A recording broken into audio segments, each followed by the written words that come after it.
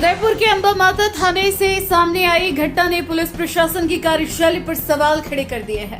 आरोप है कि गाय चोरी की शिकायत लेकर पहुंचे युवक के साथ बदसलूकी की गई और भगवान को गाली देने जैसे गंभीर हरकत सामने आई। मामले में पुलिसकर्मी सुरेश को लाइन हाजिर किया गया है, लेकिन जनता का सवाल यही है कि क्या यह कार्रवाई पर्याप्त है या फिर पूरे सिस्टम की जवाबदेही तय होगी। उदयपुर का अंबा माता थाना इस समय विवादों के केंद्र में है। आरोपों के अनुसार एक युवक अपनी 2 दुधारू गायों की चोरी की शिकायत दर्ज कराने थाने पहुंचा था। युवक को उम्मीद थी कि पुलिस उसकी शिकायत को गंभीरता से लेगी, लेकिन वहां उसे न्याय के बजाय कथित तौर पर अपमान और प्रताड़ना का सामना करना पड़ा। बताया जा रहा है कि पुलिसकर्मियों ने उसकी बात सुनने के बजाय उस पर ही सख्ती दिखाई और हालात को और बिगाड़ दिया।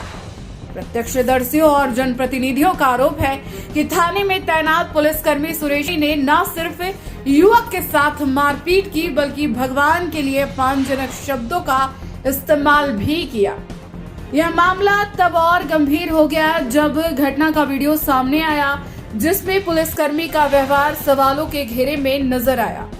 धार्मिक भावनाओं को ठेस पहुंचाने का आरोप लगने के बाद इलाके में भारी आक्रोश फैल गया। घटना की जानकारी मिलते ही समाज के लोग और जनप्रतिनिधि थाने पहुंचे और पुलिस प्रशासन के खिलाफ विरोध दर्ज कराया। दबाव बढ़ने पर प्रशासन ने सुरेश बिश्नोई को लाइन हाजिर कर दिया, लेकिन लोगों का कहना है कि यह महज औपचारिक कार्रवाई है। सवाल यह भी उठ रहा है कि अगर वीडियो सामने नहीं आता तो क्या यह मामला दबा दिया जाता। स्थानीय नागरिकों का आरोप है कि पुलिस प्रशासन की लापरवाही और गैर जिम्मेदार रवैये के कारण आम आदमी का भरोसा लगातार कमजोर हो रहा है। थाने जैसे संवेदनशील स्थान पर अगर फरियादी सुरक्षित नहीं है तो उसकी आस्था का अपमान हो रहा है, तो कानून व्यवस्था पर गंभीर प्रश्न खड़े होते हैं। अब मांग की जा रही है कि मामले की निष्पक्ष जांच हो, दोषी के खिलाफ कड़ी विभागीय और कानूनी कार्रवाई की जाए और पुलिस व्यवस्था में जवाबदेही तय की जाए।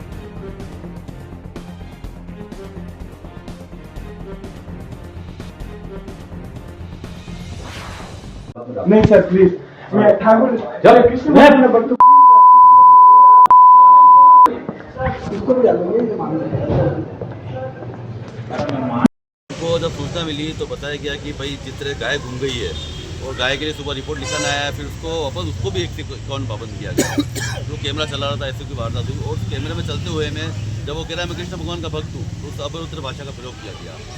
सूचना मिलने पे हम यहाँ पे मैं आया हूँ, विंदर जी, रंजीत जी, दिखपाल, सुंदर सिंह जी और सब मौके पर आए, लोकेश जी, कोठारी साहब। सही हिसाब से समझिए कि हमने भी एमएलए साहब से, जिलाध्यक्ष से बात करी कि भाई इस तरह का जो कृत्य है, अगर कोई सिपाही होकर इस तरह की बात करता है, हिंदू देवी देवता को गाली देता है, तो यूँ तो ही नहीं, समुदाय विश्वास के खिलाफ तो हमेशा खड़े रहते हैं हम। तो जो ऐसा हिंदू भी करेगा तो उसके भी खिलाफ खड़े रहेंगे। ऐसा किसी को अधिकार नहीं दिया कि किसी भगवान को गाली दे रहे। तो हम यहाँ आए, हमने हमारी बात रखी, बात ऊपर तक गई। मैं सारे प्रशासनिक अधिकारियों को भी धन्यवाद देना चाहता हूँ कि इसको अभी हाथों हाथ लाइन हाजिर किया गया है। यहाँ से रवानगी कुछ ऑर्डर कर दिए गए हैं, ये सब कह के गए और उसको अभी यहाँ से हाथों हाथ उनको लाइन हाजिर कर दिया गया है। जी भूपेंद्र जी क्या कहना चाहते हैं इस तरह के कृत्य को लेकर? सर ये कृत्य तो गलत ही है, चाहे वो हिंदू समाज का हो, चाहे असमाज किसी और समाज का हो, कोई भी हो, उसके लिए इस कृत्य के लिए किसी को माफ़ नहीं किया जाएगा।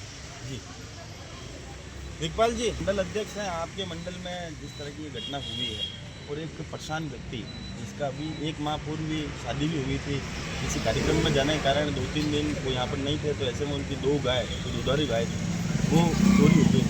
उसके लिए कई बार आदमी भटकता है, FIR दर्ज नहीं होती और उसके साथ मारपीट होती है और फिर कृत्य हुआ।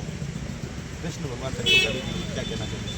देखिए मयूर जी, एक बीच की प्रक्रिया है, किसी की कोई चीज़ घूमी है तो स्वाभाविक वो थाने में आता है। और ऐसा बताया गया है कि उस बच्चे ने थोड़ा आक्रोश से बात किया और फिर जो यहाँ पे उपस्थित पुलिसकर्मी थे उनके द्वारा मारपीट करी गई उनसे। तो दुखद तो था ही, परंतु साथ के साथ में किसी की धार्मिक भावना को ठेस पहुँचाने का जो कुकृत्य किया गया, उसके विरोध में जैसे हमें जानकारी मिली, मेरे पास फ़ोन आया तो हमारे वरिष्ठ जिलाध्यक्ष जी, विधायक जी, इन सबको जानकारी दी। विधायक जी ने उच्च अधिकारियों से बात करी, जिलाध्यक्ष जी ने करी। तो उसके बाद इन सब की यही भावना थी कि भाई साहब इस तरह की अगर घटना घटती है तो ये बहुत शर्मसार थी। और मैं अधिकारियों को, अगर आपको भी इस वेडिंग सीजन शादी की शॉपिंग करनी हो, इलेक्ट्रॉनिक हो, होम अप्लाइंसेस हो या फिर फर्नीचर, तो आ जाइए उदयपुर के अंदर लोकेटेड मयंक इलेक्ट्रॉनिक पे, जहाँ पर आपको ये सारी चीज़ें अवेलेबल मिल जाएगी एक ही जगह पर। नमस्ते दोस्तों, मैं Hitesh Jain, owner Mayank electronics 2.0 and Mayank electronics mobile world. शादी की पूरी शॉपिंग करने पे हम दे रहे हैं लाडली बिटिया को 6,990 रुपये का गिफ्ट, जिसमें से हम आपको दे रहे हैं mixer, tiffin box, pillow, bedsheet, comforter, iron और 3 लीटर कुकर।